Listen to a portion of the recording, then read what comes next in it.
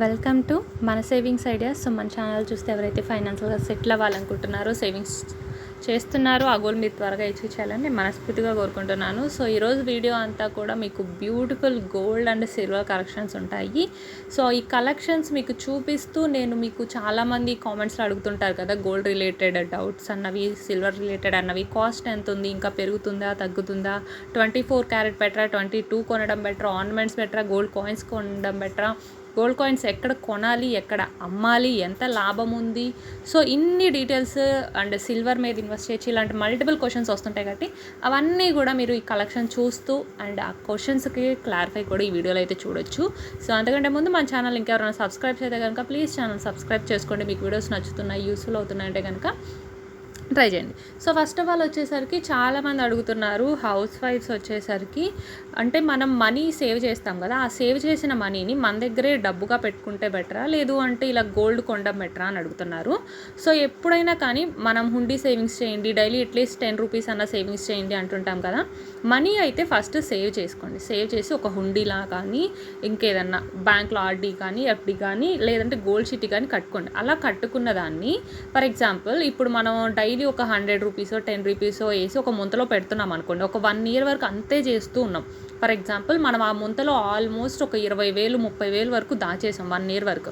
దాన్ని అసలు మనం కదిలించలేదు. దానివల్ల మనకి యూజ్ ఉండదు. అంటే మనం రూపాయి వేసాము అంటే హుండీలో ఆ రూపాయి అంతే ఉండిపోతుంది. అలా కాకుండా అట్లీస్ట్ మీరు చెక్ చేసుకుంటూ ఉండండి ఒక 2-3 మంత్స్కి. ఎవరైతే హుండీని బ్రేక్ చేయము, ఎలాంటి ఖర్చులు వచ్చినా అనుకుంటారో అలాంటి వాళ్ళు ఏంటంటే హుండీలో పెడితే ప్రతిసారి 2-3 మంత్స్కి మనం హుండీ పగలగొట్టాలి కదా, అలా చేయలేం. కాబట్టి మీకు మోటివేట్గా ఉండేలా గాజు గ్లాస్లో కానీ, తీయడానికి వీలుగా ఉండే వాటిలో కానీ స్టోర్ చేసుకోండి. లేదు మాకు కనిపిస్తున్నాయి, ఏ అవసరం వచ్చినా మాకు హుండీలో నుంచే తీసేస్తాం అనుకున్న వాళ్ళైతే కనుక పగలగొడితే కానీ రానట్టుగా చూస్ చేసుకోండి. సో అలా ఏదైనా మీ ఫైనాన్షియల్ దాన్ని బట్టి ప్లాన్ చేసుకున్న తర్వాత ఆ మనీని అట్లీస్ట్ 2-3 మంత్ కన్నా కదిలించండి. అంటే మీరు ఎంత వేస్తున్నారో మీకు ఐడియా ఉంటుంది కదా, సో దాన్ని బట్టి తీసి ఆ అమౌంట్తో ఇన్వెస్ట్మెంట్గా కావాలి అనుకున్న వాళ్ళైతే specially gold coins, gold bars కొనుక్కోండి. మీకు డిజిటల్గా కొనడం కూడా తెలుసు, అంటే స్వారింగ్ గోల్డ్ బాండ్స్ ఇలాంటివి ఉంటాయి కదా, అలా కూడా మీకు తెలుసు అంటే డిజిటల్గా కూడా మీరు అయితే పర్చేస్ చేసుకోవచ్చు. దానివల్ల మన దగ్గర ఒక 1 రూపీ ఉంది అనుకోండి, అది అట్లీస్ట్ 1.5 రూపీ 2 రూపీ అవడానికి ఛాన్స్ ఉంటుంది. అలా కాకుండా హుండీలోనే పెట్టామంటే యూజ్ ఉండదు. సో ఫస్ట్ వన్ క్లారిఫై అయింది అనుకుంటున్నాను. అండ్ నెక్స్ట్ వచ్చేసరికి సో ఓకే సేవింగ్స్ చేసాము, దాన్ని మేము గోల్డ్ జ్యువెలరీ కొనుక్కోవాలా, గోల్డ్ కాయిన్స్ కొనుక్కోవాలా అని అడుగుతున్నారు.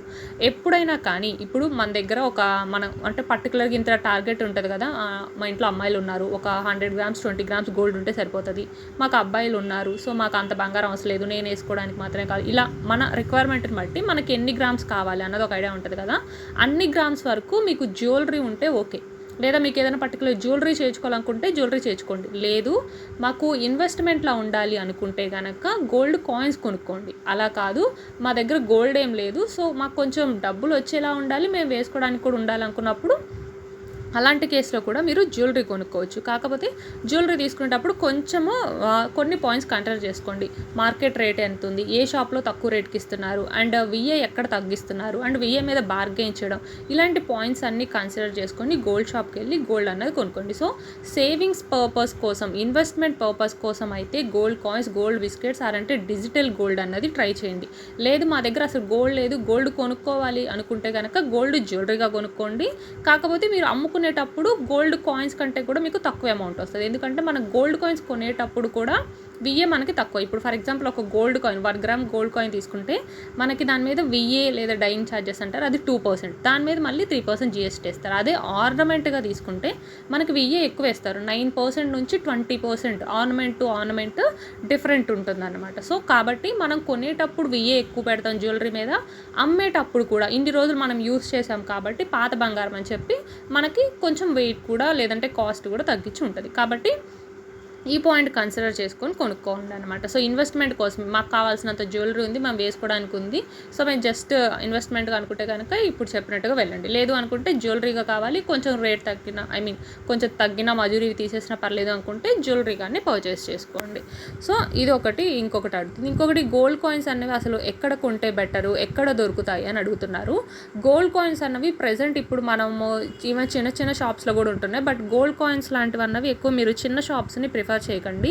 లైక్ బ్రాండెడ్ షాప్స్ ఉంటాయి కదా, లలిత, జిఆర్టీ, మలబార్, ఖజానా, ఇంకా మల్టిపుల్ ఉన్నాయి, భీమా, ఇలాంటివి అనమాట. సో అక్కడ మీరు గోల్డ్ కాయిన్స్ కొన్నారు అంటే మీ గోల్డ్ కాయిన్ మీద మీకు హాల్మార్క్ 999 అనో 916 అనో ఉంటుంది.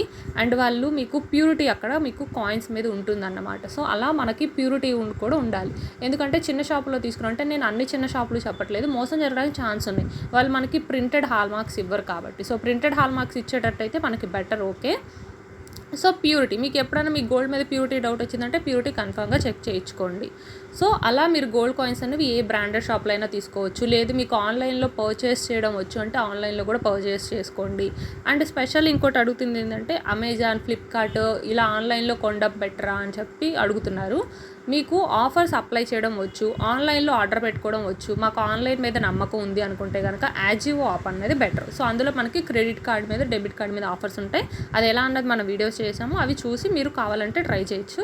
సో అలా మీకు వచ్చు అనుకుంటే ఏజియో బెటర్. అలా కాకుండా అమెజాన్, ఫ్లిప్కార్ట్ ఆర్ ఫోన్పే ఇవన్నీ కూడా మన బయట మార్కెట్తో కంపేర్ చేస్తే ఎక్కువ రేట్ ఉంటాయి. మనకి గ్రామ్ బయట ఫర్ ఎగ్జాంపుల్ 7,000 ఉంది అనుకుంటే కన్ఫామ్గా ఈ అమెజాన్, ఫ్లిప్కార్ట్, ఫోన్పేలో 7,000 రేట్ నుంచి 7,500 వరకు ఉంటుంది. సో గ్రామ్ మీద మినిమం వాళ్ళు ఎక్కువే పెడతారు. ఈవెన్ ఏజియోలో కూడా వాళ్ళు ఎక్కువే పెడతారు. కాకపోతే క్రెడిట్ కార్డ్ ఆఫర్ పెట్టడం వల్ల మాత్రమే మనకి తక్కువ వస్తుంది. సో ఇక్కడ అంతేకాని ఇక్కడ ఏ యాప్ని ప్రమోట్ చేయడం అన్నది అయితే కాదు. సో మనకి మిగతా యాప్స్లో వాళ్ళు కార్డ్ ఆఫర్స్ పెట్టట్లేదు కాబట్టి మనం మార్కెట్ రేట్ కంటే ఎక్కువ తీసుకోవాల్సి వచ్చింది. కాబట్టి ఏజియోలో వచ్చు, పెట్టుకోవడం వచ్చు, నమ్మకం ఉంది అనుకుంటే అది ట్రై చేయండి. తెలియకపోతే వీడియోస్ చూసి మన ఛానల్లో ఉన్న అవి ట్రై చేయండి. ఇవన్నీ వద్దురా బాబు అనుకున్నామా, హ్యాపీగా గోల్డ్ షాప్కి వెళ్ళండి, వాళ్ళు కనుక్కోండి. అట్లీస్ట్ గోల్డ్ షాప్కి వెళ్ళాలనుకున్న వాళ్ళు మరి ఒక్క షాప్కే వెళ్ళిపోకండి. అట్లీస్ట్ మినిమం ఒక 3 షాప్స్, కనీసం ఒక 2-4 షాప్స్ ఉన్న తిరిగి రేట్స్ కంపేర్ చేసుకొని విఏ మీద బార్గెయిన్ చేసి అప్పుడు మీరు తీసుకోండి. అప్పుడు ఎంతో కొంత మనకి బెనిఫిట్ అయితే ఉంటుందన్నమాట. అండ్ వీటితో పాటు అండ్ గోల్డ్ కాయిన్స్ కొనడం వరకు ఇదన్నమాట. గోల్డ్ కాయిన్స్ కొన్న తర్వాత మరి గోల్డ్ కాయిన్స్ని ఎక్కడ అమ్మవచ్చు అని అడుగుతున్నారు మీరు. పర్టికులర్గా ఇన్ కేస్ మీరు ఇన్వెస్ట్మెంట్ పర్పస్గా అయితే కూడా ఎప్పుడు బ్రాండెడ్వి ప్రిఫర్ చేయండి. ఎక్కడ కొన్నారో అక్కడే అమ్మారు అంటే మీకు కొంచెం ప్రాఫిట్ లాగా అయితే ఉంటుందన్నమాట. సో అలా కాకుండా వేరే షాప్లో అయితే కొన్నిసార్లు తీసుకోరు వేరే కాయిన్స్. బట్ మ్యాక్సిమం మన గోల్డ్ కాయిన్స్ కొన్నవి ఈ వేరే షాప్స్లో మనము అమ్ముకోవచ్చు అనమాట. సో అంటే ఎక్కడ అమ్మాలి అని కూడా అడుగుతున్నారు. రీసేల్ చేయాలంటే ఎలా అంటే ఇలా అనమాట, గోల్డ్ షాప్స్లోనే మళ్ళీ కొంటుంటారు. ఫర్ ఎగ్జాంపుల్ జాయల్ కాస్ట్లో కొన్నది జాయల్ కాస్ట్లోనే కొంటారు.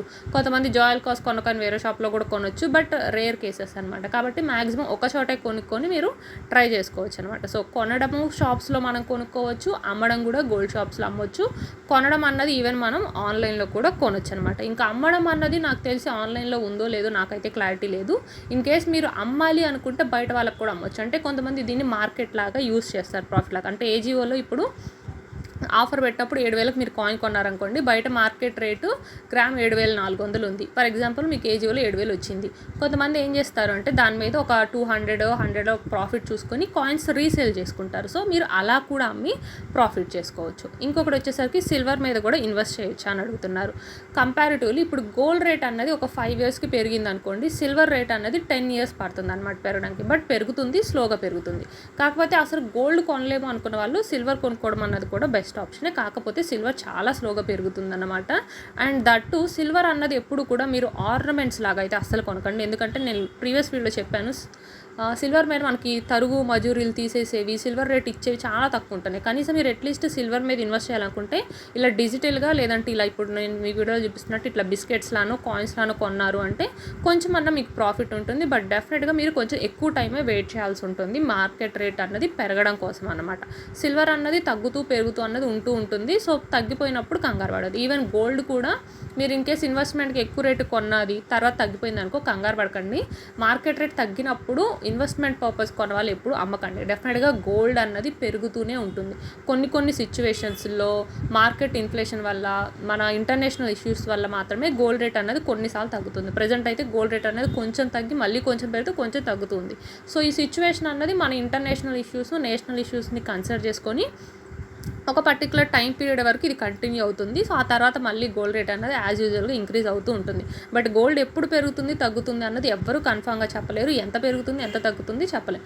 కాకపోతే కొంచెం న్యూస్ని అబ్జర్వ్ చేస్తూ ఉండాలి. ఇంటర్నేషనల్గా ఏమైనా ఇష్యూస్ జరుగుతున్నాయా, ఇన్ఫ్లేషన్ వచ్చే ఛాన్స్ ఉంది, అలాంటి టైంలో ఖచ్చితంగా గోల్డ్ రేట్ పెరుగుతుంది. సో అలాంటి సిచ్యువేషన్లో కొనకుండా కొంచెం మన ఇంటర్నేషనల్ ఇష్యూస్, నేషనల్ ఇష్యూస్ అన్నీ నార్మల్గా ఉన్న టైంలో మనం గోల్డ్ కొనుక్కున్నాము అంటే బెటర్గా ఉంటుంది అనమాట. సో ఇలాంటి చిన్నవి అన్నవి మనం కన్సిడర్ చేసుకొని గోల్డ్ ఎప్పుడు కొనాలి ఎప్పుడు కొనకూడదు అన్నది కన్సిడర్ చేసుకోండి. సో మ్యాక్సిమం ఈ టైంలో గోల్డ్ తగ్గుంది కాబట్టి కొనాలి ఈ టైంలో అయితే కొనుక్కోవచ్చు. సో ఐ హోప్ ఈ వీడియో మీకు నచ్చింది, యూస్ఫుల్ అయిందని.